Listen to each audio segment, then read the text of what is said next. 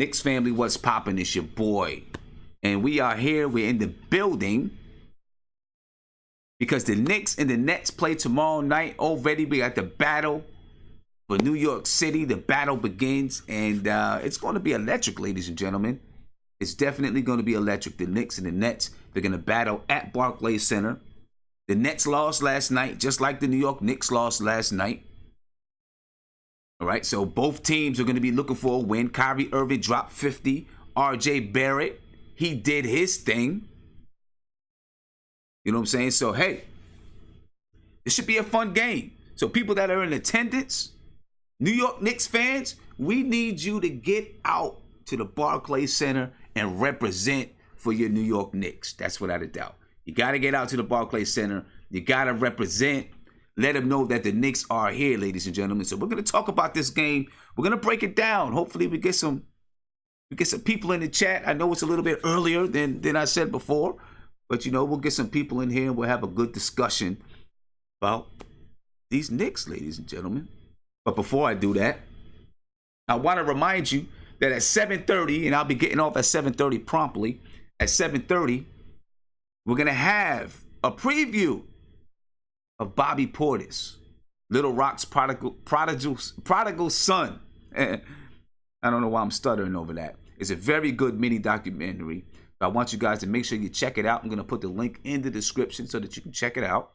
All right. Remember, that's at 7:30. 7:30 on the dot, folks.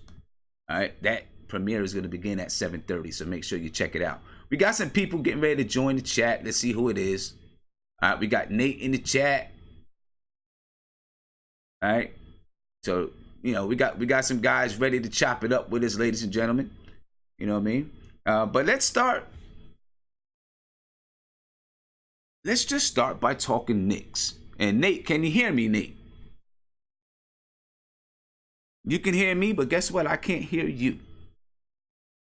So I don't know why that is. We'll figure it out, I guess. We'll figure it out. But anyway, the Knicks and the Nets, man, they're gonna face off, and you know, it's definitely going to be an electric game.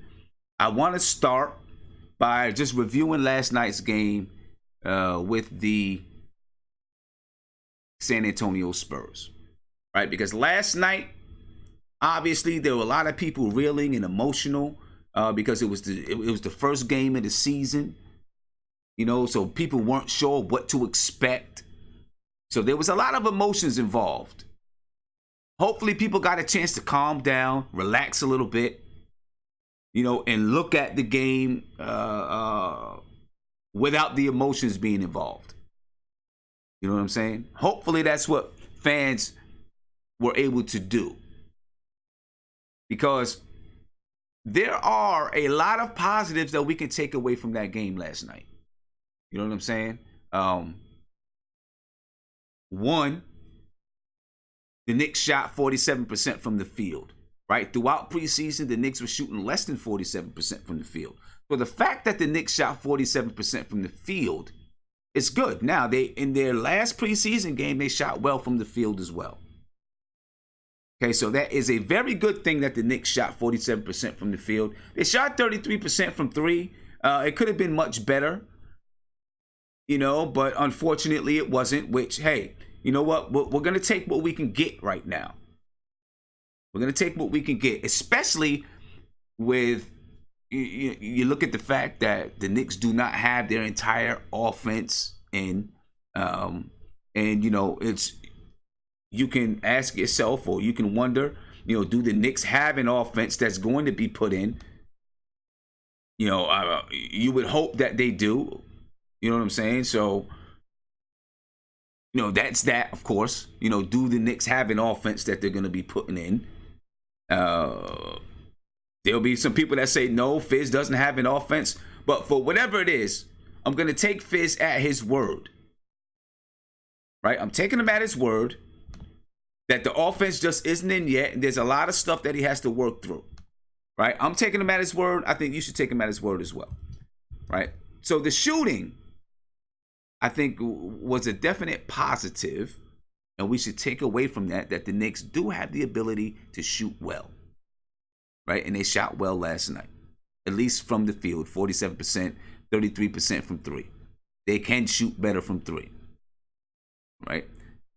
I'm happy that a point guard stepped up when it was game time. We'll see if this is will be continuous. Elfrid Payton stepped up. He played well last night. Okay. He was, Elfrid Payton had 11 points and 8 assists. He had umpteen steals last night. He stepped up and he showed out. So, of course, that's a positive. That's something we can take away. RJ Barrett looks like a definite NBA player, right? RJ Barrett showed up last night.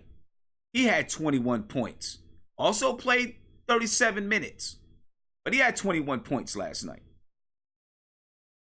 That's a positive that we can take away from the game. A lot of positives, folks. A lot of things that we can take away from this game. And then, of course, the Knicks got down time after time after time. And guess what? They came back time after time after time. Right? They showed that they have fight in them. They are not going to give up. They're not going to fold. They're not going to stop playing. Right? Listen, that's one of the first things that you need if you're going to be a good team. One of the first things that you need. Right? Your team cannot be the type of team that's going to give up just because they're down. That doesn't have the kind of heart to come back, to fight back. They showed it last night. What else did we see last night? I think Fizz sent the message that we are not playing favorites. We're trying to win. That's the message that I believe and I feel that Fizz sent last night. We're trying to win ball games. And if you're not trying to win ball games, if you're not getting the job done, then you're out of there. You're sitting down. Okay? I think Fizz sent that message last night. You know what I mean? He snatched Frank Ntilikina out of the game. He played 2 minutes. He wasn't having the mistakes. Dennis Smith Jr. played 10 minutes. He's the guy. Listen, Dennis Smith Jr. played 10 minutes. And there's a lot of politics surrounding Dennis Smith Jr., right? Politics around, of course, him and Kristaps Porzingis. Kristaps Porzingis had 23 points last night, playing alongside Luka Doncic. So there's politics around Dennis Smith Jr. in that regard. There is obviously, the story about him, being kind of upset, that Luka Doncic, not that Luka Doncic was on the team, but that the point guard duties were being taken away. So there's definitely some politics around Dennis Smith Jr. Not to mention he just signed with Rock Nation. So they have a voice. And still, David Fizdale said, nope, you're not getting the job done. You got to sit on the bench. Those are some positive things that I take away from this game. Were there mistakes made in the game? Of course there were. Did we see the ball stop on occasions? Plenty of occasions? Yes, we did. Did we see some guys maybe start to play hero ball when the San Antonio Spurs were in the midst of a 22-2 run? We definitely did. We definitely did. Those things are fixable, ladies and gentlemen. Those things are fixable. Those things are very fixable, right? David Fizdale says that he's continuously drilling them to move the basketball. Keep the ball moving. Look, you got guys like Marcus Morris, Julius Randle. That's not what they've done throughout their career. Julius Randle, maybe so. Marcus Morris. Listen, Marcus Morris knows how to do it because he's played on a team that's had talent. Okay? But right now, Marcus Morris is in a situation where he's trying to prove that, he's taking the next step in his career as a basketball player. And with him, wanting to prove that, at least I feel like that's what he's doing. And with him wanting to prove that, maybe he's doing some things that we didn't expect that Marcus Morris was going to do as he, signing with the Knicks. You know what I'm saying? It is what it is. It is what it is. Marcus Morris has proven, though, that, listen, Marcus Morris, he shot 50% from the field. Most of, a lot of his shots were, shots that he made were in the first half. He was hot in the first half. Shot 50% from the field. For the game. What he scored, 25 points or whatever it was. Marcus Morris could very well be our leading scorer this season. Everyone thinks it's Julius Randle. Watch out, Marcus Morris could be that guy. He could definitely be the leading scorer on this team. So listen, there's a lot of things happened last night, some good things, and obviously there's still some questions.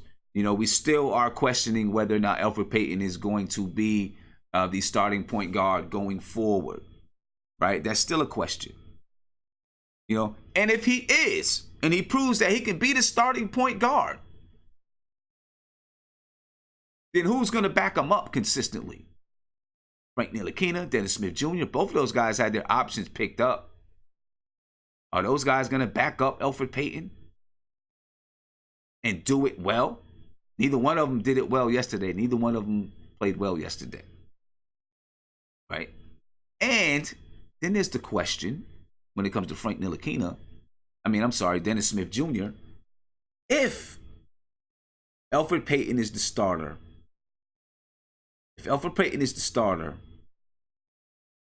how's Dennis Smith Jr. going to handle it?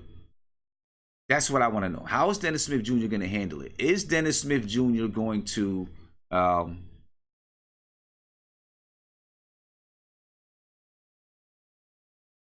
can he handle it if he's coming off the bench? We're going to find that out, man. We're definitely going to find that out. I'm going to take a couple of phone calls. I'm not sure if I'm going to get the video chat up and rocking, but I'm going to take a couple of phone calls, and hopefully I can hear the phone calls. And if I can't, then it'll just be me talking, and you just got me for an hour. And I want to see what some people think, man. 516-405-2246. Let's see if I can get these phone calls jumping off here, ladies and gentlemen. And I want to get your take. I want to know what you think. All right, caller, can you hear me? Yes, Vivian, how you doing? Well, caller, guess what? I'm not able to hear you. Caller? No. Okay, caller, I think I got you. Yeah, this is Bobby. Vivian. What's up, Bobby? How you doing? How you doing? The Knicks looked pretty good last night. They lost, but they did cover the spread. Yeah, that's true. But they did cover the spread. And I want to tell Nate. Well, hold on for a minute. I may be able to. I may be able to hear you, man. So we'll see how that goes. Okay. All right. Yep. And I can hear you. Where Nate, are you? So we're good. Yeah. Well. Okay. They covered the spread. All right. Tell me what you thought about last night, real quick, Bobby. Pretty good myself for the first game. Say that again. You think they did pretty good? Bobby, you're real low, so I'm having a little bit of trouble hearing you. I don't know if it's me or I don't know if it's you, my man, but you're real low. For me, in my headphones. Should I call back? So we'll see if we can get this done again. Let me see if I can hear some other people. Sorry about that, Bobby. Nate, I'm going to come to you, see if I can hear you nice and loud and clear. All right. 1 second. Go ahead, Nate. Can you hear me now? I can hear you. A little bit low. Okay. Okay, there you go. Hard to be low, man. I have a loud voice. No, you're good. No, I can hear you. Go ahead. Okay. Oh, man, you said a lot. So I'm going to take two things that I really liked about last night. I'm going to be positive. I usually am not, but I'm going to be positive. The accountability was one. I love how Fizdale, if they struggled on defense or made stupid boneheaded plays, Fizdale was not afraid to sit their butts down and let them watch from the bench. And I think that the reason why we saw that this year, but we haven't seen it last year, is because we have more talent. We have more depth. So if Dennis Smith can't guard his man, we'll put an Elfrid Payton in. Last year we didn't have that, so we had to stay with a Dennis Smith and just let him go. But this year we have depth. We have other players that we can plug in, give you the same production or even better than the player that's struggling.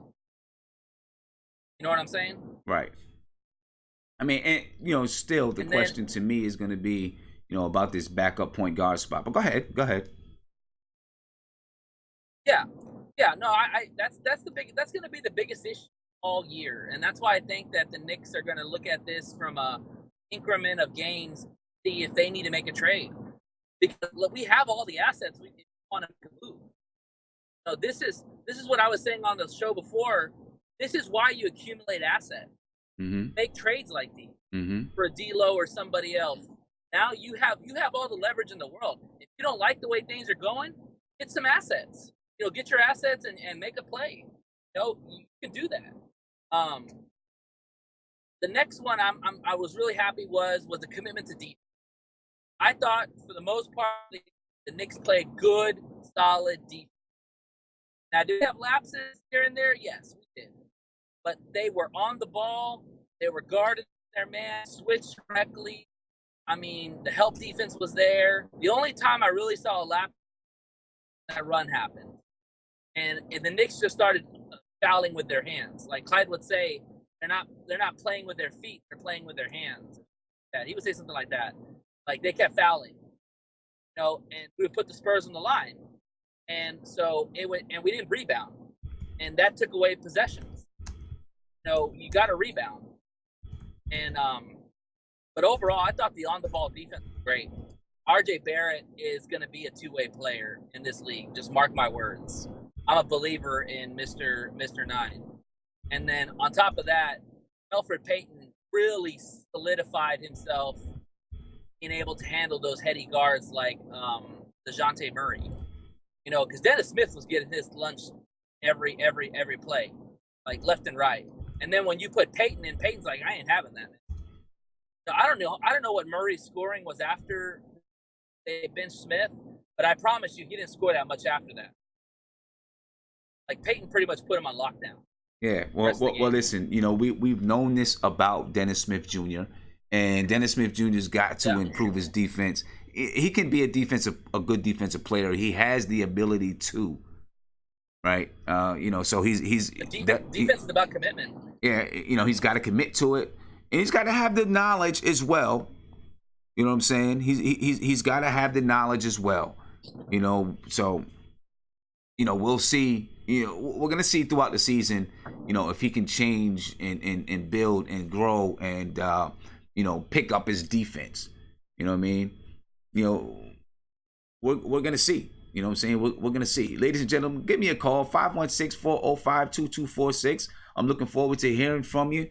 Last night everyone was pretty much emotional last night. Now we have a chance to think about it, sleep on it, talk about it all day long. And I'm sure there's, some difference of opinions and some new opinions out there.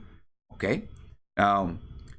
In a minute, we're going to get to breaking down the Knicks and the Nets. I do want to remind you that immediately after this stream, and it's only 8 minutes long, just 8 minutes of your time, ladies and gentlemen. Immediately after this stream, Bobby Portis, Little Rock's prodigal son, you're going to get a chance to see it. And it's really, really good. It's really, really good. Big shout out to Close Up 360. They produced it. And they're, allowing me to premiere it on the channel. So I want you guys to, take a look at it. And I want you to share it, tweet it out. It's important. It's important because it talks about community, where he grew up, and reasons why he started the Bobby Portis Foundation. So please make sure that you take a look at this. It takes 8 minutes of your time immediately after this stream. All right, ladies and gentlemen? So let's start to break down the Knicks and the Nets before I take any more phone calls. All right, we're going to break down the Knicks and the Nets. Because listen, the Nets lost last night. Right? Obviously, the Nets are going to be looking to ball out. All right, Kyrie Irving is going to be looking to get a win. He dropped 50, so it's not like he's going to be looking to have a rebound game. He's going to be looking to capitalize on that and take it another step further. Because regardless of what they say, they can say everything that they want. The Brooklyn Nets know that they're second in the city. They know it, they feel it, they get it. If you looked at yesterday's back page, you had a rookie in RJ Barrett across the back page. And then there was a little tiny box with Kyrie Irving. Now, Kyrie Irving is supposed to be the star in the city. He's supposed to be the star player right now with KD out. But RJ Barrett was the guy with the big picture on the back page. Listen, I'm going to tell you right now. They can talk all they want. They can say it don't matter. They can say that they're the best team. Spencer Dinwiddie's always running his mouth, gabbing his mouth. They can say whatever they want. You know what I mean? They can say whatever they want. They know the truth. That's the reason why they talk it all the time. It's the reason why they're always talking. Because they really do know the truth. So they come into play because they still want to prove a point. They want to prove. They're still trying to prove. They might be the best team. You know, they got a better team. They're going to have a better record. But they still want to prove that they are the best. That they are the best in the city. That's what they want to prove. You know what I'm saying? So don't think that they just sleeping a little bit. And they don't care. They do. They care. They didn't care, they wouldn't be talking. They wouldn't be bumping off at the gums. You know what I'm saying? So look, the Knicks are going to be in for a dogfight. They got to step up. We'll see if they're ready to step up. But let's take a look at some of this stuff, man. The projected starters for tomorrow. And I am projecting who I think is going to start tomorrow for the New York Knicks. I think it's going to be Elfrid Payton. I think he's going to have that starting point guard spot tomorrow. RJ Barrett at the shooting guard spot. Marcus Morris at small forward. Julius Randle at power forward. And Bobby Portis at center. All right, let's see what happens with Mitchell Robinson. I still feel even if Mitchell Robinson is ready to go, you still might see Bobby Portis start at center just to make sure that that Mitchell Robinson is healthy enough. Okay, that's my projected starters for the New York Knicks tomorrow. The experiment with Alonzo Trier. While it could be something that you still might say, well, maybe I want to take a look at it again. I think after the performance of Elfrid Payton, he's going to start. He's definitely going to start. And you have a guy in Elfrid Payton. He's going to be going up against Kyrie Irving. So you have a guy in Elfrid Payton who's played against Kyrie Irving on plenty of occasions. So it's not like it's something new. And I'm not saying that Alonzo Trier can't defend. But in a game that I'm pretty sure, listen, it's going to be high profile, although it's not on, it's not on national television. It's going to be high profile in New York. And that's almost as good as being on national TV. You know what I mean? It's going to be very high profile.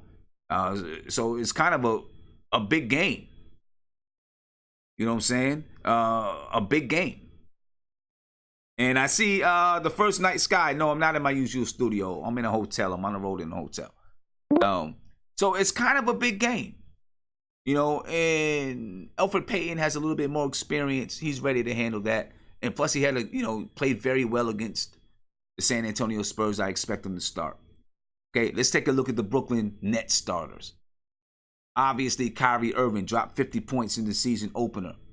He's starting at point guard for the Brooklyn Nets. Paris LeVert at shooting guard. Joe Harris at small forward. Taurean Prince at power forward. And Jared Allen at center. Okay? You might look at this starting five and say, well, you know what? We match up pretty well. Obviously, Kyrie Irving, he wins that matchup. Paris LeVert, RJ Barrett. Maybe RJ Barrett can win that matchup. Marcus Morris and Joe Harris. Listen, Joe Harris is pretty good. Probably Marcus Morris wins that matchup. Julius Randle, Taurean Prince. I'd give it to Julius Randle, Jared Allen, and Bobby Portis. I'd give it to Jared Allen because of the defense and rebounding. Right, so you got, I would say the Knicks got at least 2 matchup wins here. At least 2. Right, Julius Randle, Marcus Morris, R.J. Barrett, Karis LeVert. I think I'm going to have to give it to LeVert just because he has more experience in the league. I'd have to give it to him just because of that. More experience in the league. So when you look at those 2 starting lineups, I'm going to tell you what, man. You can't sit here and say, oh, yeah, the Nets got this hands down. You just can't do it. And then we talk about the bench, right? Let's take a look at, I want to look at right now some of the keys to the game. Because the bench is going to be a key to this game. All right? So let's take a look at this right now. So the first key to the game, and this is a key that is much easier said than done, obviously. Right? The first key to the game, ladies and gentlemen, is let's make it tough on Kyrie Irving. You're not going to stop him. You know that already. You're not stopping Kyrie Irving. Kyrie Irving is going to get his. He'll probably shoot a good percentage from the field. But even if he doesn't, he's going to get his. So you got to try to make it tough on him. See if we can make him shoot a bad percentage or something. Got to make it tough on Kyrie Irving. Right? Next. We got to defend the 3-ball. The Nets shot 44% from the 3-point line last night. Last night. They shot 44% from the 3-point line last night. We better defend it. Joe Harris, Karis LeVert, Kyrie Irving, those guys can knock it down. Now, Kyrie Irving was like 5 for 10 or something like that last night.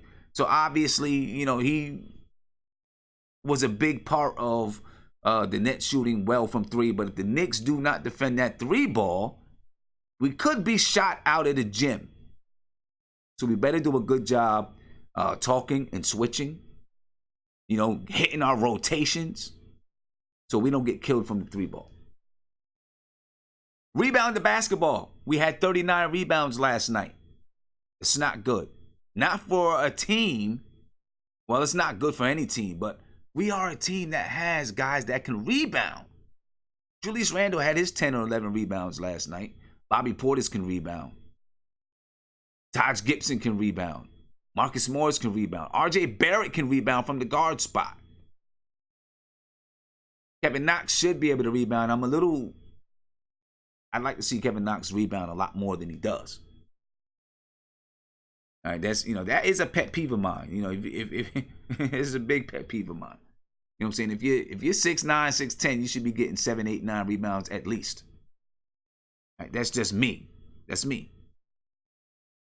All right, we got to do a better job rebounding the basketball. If we don't rebound the basketball, you better get your defensive rebounds. But if you don't get offensive rebounds, man, I mean, if you're letting the other team get offensive rebounds, you got to get your defensive rebounds. Because if you let the other team get their offensive rebounds, you're giving them second and third chances to score. You're helping their field goal percentage in a lot of cases. Right? You can play excellent defense. Excellent defense. They get the rebound, put it back. They shot 50% from the field on that possession. So we've got to play defense, ladies. We got to end the defense with a rebound. That's how you finish off your defense. Play good defense, you finish it with a rebound. All right, you got to do it. Now, I'll be watching for that because we should be a really good rebounded team. We got to take advantage of a weak bench. All right, I really do feel that we have the advantage in this area. Feel like we have a better bench. We're deeper. Obviously, we're deeper. We have a better bench. Last night, not one player, not even Spencer Dinwiddie. Now, obviously, Kyrie Irving was having a heck of a night, right? So he's going to get those minutes. But not one player played over 18 minutes who wasn't a starter. Those bench players were 18, 17, 16, 10. Right? They have a weak bench. The Knicks have a better bench, I believe. Now, I could be talking right now and they come out and they crap all over what I'm saying. So hopefully I'm not putting my foot in my mouth. Hopefully Spencer Dinwiddie or somebody's not watching this and says, okay, watch what I do now. You know, we'll see. But I do believe that the Knicks have a better bench. Okay. Now I put it in here twice, rebound the basketball. Okay, so you're about to see it again. Rebound the basketball. Because it's important. It is important. Rebound the basketball. But I'm not gonna front. I didn't put rebound the basketball in here because I wanted to emphasize it. It's a mistake. I made a mistake. But I want to emphasize now. Now I really do want to emphasize it because I put it in here twice. Rebound the basketball. Emphasizing rebound the basketball. That's my emphasis for today. Then we need another point guard to step up, ladies and gentlemen. Like I said earlier, you know, if Elfrid Payton is going to be the starter, which I think he is going to be the starter, someone's going to have to step up and play with him. Right? Somebody's going to have to step up and play with him. Because he's not going to be able to play all however many minutes. Frank Ntilikina, Dennis Smith Jr., one of these guys got to step up. If they do not step up, then guess what? You're going to see Alonzo Trier. You're going to see R.J. Barrett play more point guard. You're going to see lineups where R.J. Barrett is playing point guard again. These guys don't step up and play. Right? So they've got to step up. You need one of those guys to step up. Now, one of the things that I mentioned was to make it tough on Kyrie. How are we going to do that? How are you going to make it tough? You know, I think you got to, listen, you're going to have to use Elfrid Payton. You're going to have to use Frank Ntilikina. And when I say use them, this is what I mean. Right? One, we're going to say pick up 94 feet. That's what people will say. Well, let's pick him up 94 feet. Let's pick him up 94 feet. You know what? I have a better solution. I have a better idea than just picking him up 94 feet. Guard, try not to even let that man get the basketball to bring it up the floor. Right? If he's going to cut you up, make him work for it. Make him work to get the basketball. You know what I'm saying? And maybe he doesn't even get the basketball to dribble up the court. Now he's got to run off of screens and stuff in the half-court set to get the basketball. So make it tough for him to get the basketball. He's going to get it. I get that. He's going to get it. There's no doubt about it. Right? So I'm not saying that we can stop Kyrie Irving from getting the basketball, but make it tough for him to get the basketball in his hands. Make him have to work for it. Right? He's going to get his buckets. He's going to score. He's going to dribble. He's going to cut somebody up. Right? But make it be a hard job. So when we get into the fourth quarter, he's tired. You know, if you just let him dribble the basketball up, and then when he gets in the half-court set, he can do what he wants to do with the basketball. You know, fourth quarter, he's going to have energy. He's going to have energy. And it's going to be tough for you to stop him. Right? Make it tough on him. Deny him the ball on the inbounds. You got guards. You got enough guards. Right? You got Elfrid. You got Frank. You got Trier. You got Dennis Smith Jr. Right? Everyone's got to share some time on Kyrie Irving. Make it tough for him up and down the floor.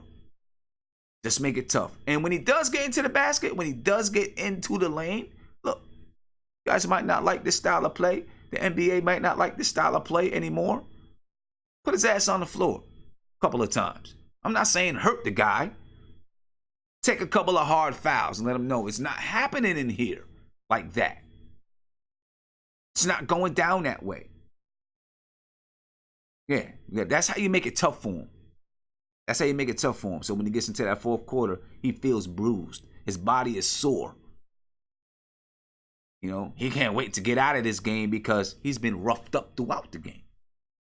That's how you make it tough for him, ladies and gentlemen. You know what I mean? That's how you make it tough for him. All right, folks. Let's get to some phone calls because I got about 20 minutes here. So I want to hear your thoughts and ideas on how we can attack this game and come out of the Barclays Center with a win. You heard my ideas and what my keys to the game are. I want to know what your keys to the game are now. All right? But before we get to those keys to the game, I want to remind you once again. In 20 minutes, immediately after this stream, it's going to be the Bobby Portis mini documentary. Bobby Portis, Little Rock's prodigal son. I don't know why I can't say the word. Prodigal son. 7:30 p.m. It's starting at 7:30 on the dot. Right here. I just put the link in the YouTube chat. I want to make sure you guys get there. All right. Big shout out to Close Up 360. You know what I mean? You'll be able to, once you click on that link, in the description of that link, it's Close Up 360, and they have many documentaries on players from around the NBA. All right. It's a channel that you'll really enjoy. So make sure you go over there, you sub them up, you see what they're doing, and hopefully we'll have more of these premieres on NBK in the future. You know what I'm saying? This goes well, then we can work on doing some more of these. All right, so make sure you get there immediately after the game. All right, and subscribe to this channel right here, right now. Make sure you subscribe to the channel and ring that notification bell so you can be notified anytime I go live, drop a video, or post in my community section. Right? So, give me a call, ladies and gentlemen, 516-405-2246. The line is yours right now. The thoughts are yours right now. I want to hear what you think. I want to hear how you plan to beat and defeat the Brooklyn Nets. I'm going to start with you, Nate. All right, what are your keys to the game? How are we going to come out of this with a victory? Hit me with it, Nate. You know, when they say like minds think alike, I'm with you, what you said, man. I would add one wrinkle. I would definitely not give this guy airspace. I would get on him as close as you can without fouling him. Like make him smell your breath. Mm-hmm. You know, or make him right in your face, man. Do not give this guy airspace. You know, and that one thing I love is that having Ntilikina and having Barrett at 6'7" and 6'6", it's gonna make it difficult for Kyrie just because of the wingspan. You know, but also too, you know, I want to clarify when I say this. You got to take the ball out of his hand. Like you said, you know, deny him the inbounds, make him work put him through screens and all that on the defensive side, make him work, make him tired on the defensive side, make him work. But also too, got to maybe look at trapping too. But that's what the Knicks are going to have to be smart with their switches. Yeah. You know, and their assignments. The one thing I'm afraid about trapping him, you know, trying to trap him to get the ball out of his hands, is that they got guys that can knock down the three. That, you know, Joe Harris, Karis LeVert, these guys can knock down the three. You know, so I get afraid if you trap them and they're smart enough to find those guys, then we start to get killed from the three-point line. Well, then that's what the Knicks are going to have to be smart about who they allow an open three. You know, obviously Joe Harris, you're not going to leave Joe Harris. He's one of the best three-point shooters out there in the NBA. Karis LeVert, I mean, I don't know what his shooting percentage is, but I'd probably leave him open and Harris. Well, you know, of course, and you got to be smart who you double team with. Yeah. You know, but you just got to be careful. I mean, but there should be times where you trap him and make him and get the ball out of his hands, or make him pass the ball, because everybody knows Kyrie is not the greatest passer in the world. Well, no, he wants to take the shot. He wants the ball in his hands. All right. Listen, you know, it's going to be much easier said than done to just, you know, keep the ball out of his hands. That's why I think, you know, pressuring him on the inbounds, you know, making it tough. He's going to get the ball, making it tough. You know, maybe a trap here and there to try to keep the ball out of his hands. Throwing different looks at him, though, of course. You know, you got to throw different looks at him. You throw some different looks at him. And then, you know, you mix it up. So, yeah, you know, maybe you trap a little bit, not too many times. You know, if you get burnt on it, maybe you go away from it completely. You know what I'm saying? Mix it up a little bit so that he has a bunch of different looks. Put some length on him with Frank Ntilikina. You know what I'm saying? Maybe even some RJ Barrett. Put some length on him. You know, and then you know, go from there. One second, Nate. Go ahead. Go ahead. And I think you got to make him work on defense, man. You got to make him work on the other end. You got to put him through screens. You got to work him a little bit on the defensive end. There you go. To wear him out. There you go. And exactly. See, I like what you said there. You said put him through screens. When people hear make him work on the other end, that means Elfrid Payton, Dennis Smith Jr., these guys going at him. It doesn't have to mean going at him. If you take, okay, yes, we know Elfrid Payton can't shoot, right? So what? Run him off a bunch of screens. When he has the ball in his hands, run him off of 2 screens, 3 screens. The same way the Hawks did with Trae Young. You know what I'm saying? Run these guys off of screens, right? That's going to make Kyrie Irving tired as well. You know what I mean? Because he's constantly hitting screens. Let me get to a phone call. Caller, you're on live with another Butt Knicks. What's poppin'? Hello? What's going on with you, brother? How you feeling? Hey, yo, you there? Hello? Yeah, what's going on, man? Yeah, it's breaking up a little bit. I can hear you okay. now. There we go. All right. Hey, yeah, this is Lawrence from Dallas. I just recently subscribed. I really like what you're doing here with the Knicks. Appreciate you, brother. Thank you. Wanted to put my 2 cents in on what we got going on. I like what they did the other night. Mm-hmm. Everything looked good defensively. My only concern really would be at the point guard. That's the obvious. I'm kind of leaning towards the Elfrid Payton thing where we kind of just stick with him and see what happens with that. Maybe slide in Frank a little bit, but I just don't think Junior is ready yet. I think physically and emotionally and mentally, I don't think he's ready for the season yet. Mm. You might be right because he doesn't look. I don't know. He doesn't look motivated out there. He doesn't look aggressive. He looks very tentative. Yeah. Right? He looks tentative. His jump shot, he looks really tentative on his jump shot. Everyone talked about him working on his jumper, fixing his form. And his form did not look good when he had an open shot, from 3. It didn't look good last night at all. His form did not look good. Yeah, because it's almost like he's gone back to his old ways. Because I remember when I watched online, I watched the open practice, and it was looking like what you saw in the videos with him practicing and changing his shot. But then all of a sudden, when preseason kicked in, it's almost like he reverted right back to what he knew. Right. And it's, I don't know if with the back injury and all that stuff, something went on with him where now he's overcompensating for the injury. Like he's not. I don't think they're telling us the full story, and he may not even be telling the full story because he's concerned about losing his spot. But I think he needs to be honest with himself, and the Knicks need to be honest and just say, hey, take your time.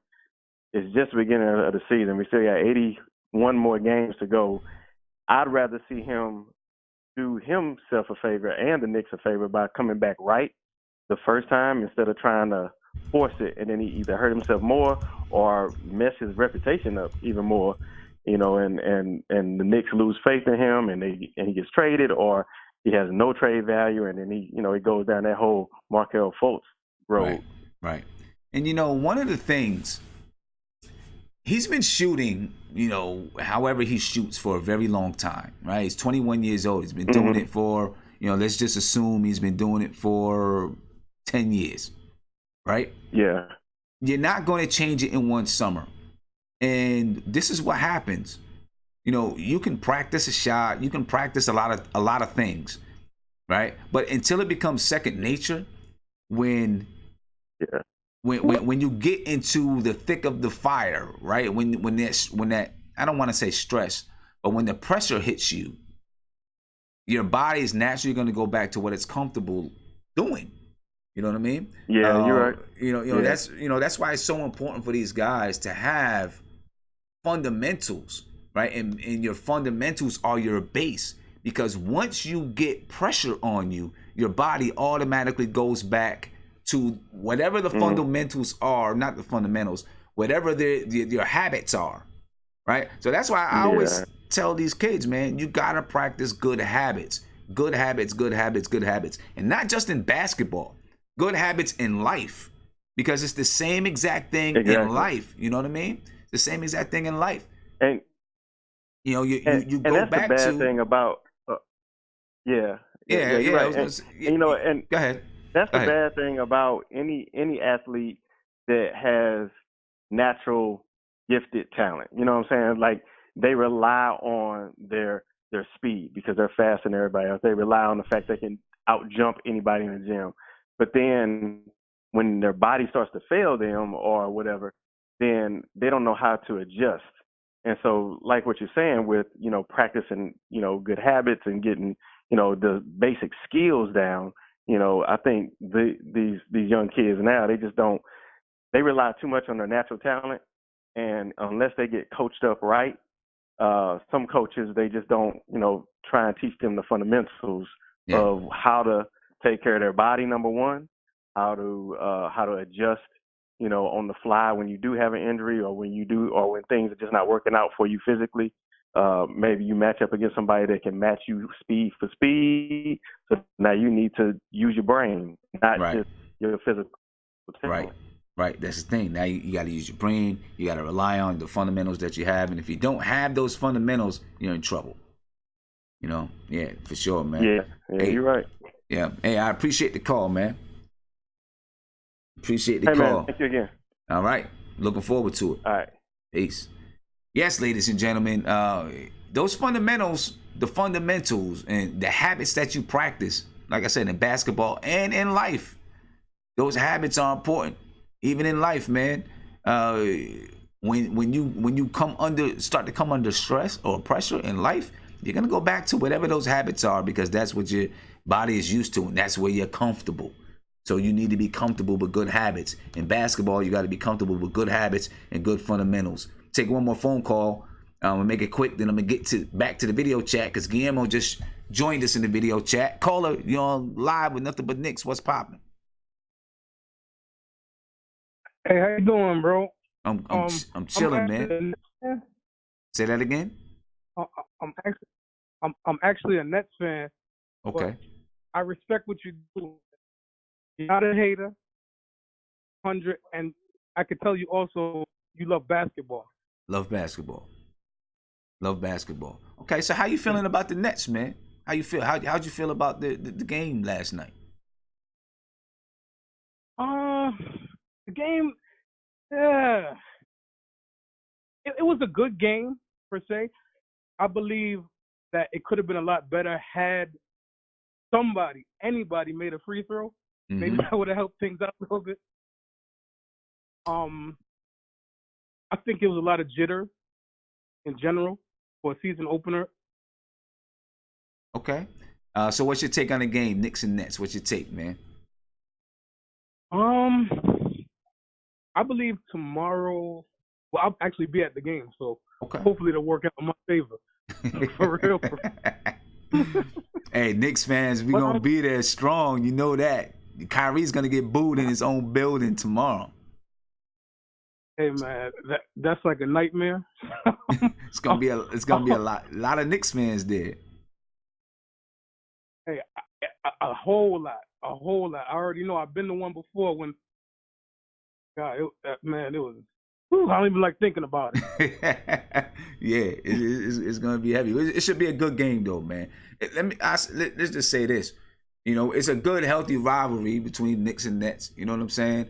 And it's really, really nice to have, just hopefully the Knicks will be good enough where we have really good basketball. You know what I'm saying? It's really good basketball, battling it out. Oh, definitely, for sure. The Knicks, they're intriguing, man. Mm-hmm. I believe that they're better than people are going to give them credit for, because you already know what the media, what they're going to do anyway. Right. Y'all can't do y'all can't do, you can't do right, you can't do wrong. That's just how it is with the media. Yeah, exactly. But I believe in R.J. Barrett 100%. I believe I believe he'll be a superstar in due time. Maybe about another 3-4 years. Okay. Which is relatively short, considering we're talking about the NBA here. He's still a kid. You know what I mean? Yeah, he's still a kid. I mean, he's big. I mean, look. When you think about it, this kid is a year removed from high school. I mean, yeah. Yeah, man. Exactly. Yeah, and he's already. I mean, he might already be the best player on the team for real. He might already be the best player. You know. But hey, man, I'm gonna let you go because I only got like 5 minutes left before we get to this premiere. I'm not gonna wish you luck though. All right, You know what I'm definitely, saying? man. And but hey, you know, I wish you guys the best, man. I appreciate you, man, and you know, have fun at the game tomorrow night. Enjoy it. It's gonna be a good game, I think. All right, thank you. Good All right, luck, man. man. All right, peace. All right, Guillermo, I'm coming to you, man. You know, I should have asked him: is he a converted Nets fan? Did he convert from being a Knicks fan to a Nets fan? Is what I should have asked him. Yeah. What's This up, is how man? you. Yeah, Go this is ahead, how you Guillermo. know that the Nets will never be relevant. You're calling into a Knicks show to voice your opinion. What happened to all the Nets fandoms and like, bro, Nets, man, y'all bums. But just to get to the Kyrie Irving, corny. Like they're just whatever. The Kyrie Irving thing, right? If you want to shut down Kyrie Irving, look what Frank did last season, or was it last season, 2 seasons ago.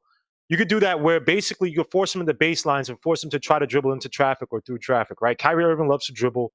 He loves to try to catch guys off guard with his dribble, which I can't lie is great, but he has a habit to it because when he's a sniper and two, he's not facilitated. And another thing I would do is that if you're going to play RJ and whoever, if it's Peyton, RJ, and Frank, whoever it may be, whoever has the less of whoever, I mean, they're going to have LeVert, they're going to have Joe Harris, they're going to have Kyrie Irving.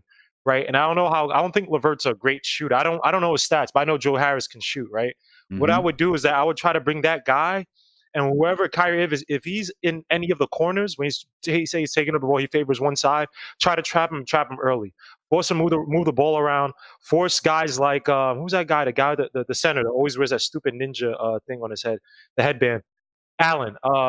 Jared Try Allen. to force that guy if he wants to try to force him to make plays. He doesn't like to shoot foul shots. He doesn't like to make plays. He's a guy, you can run a pick and roll.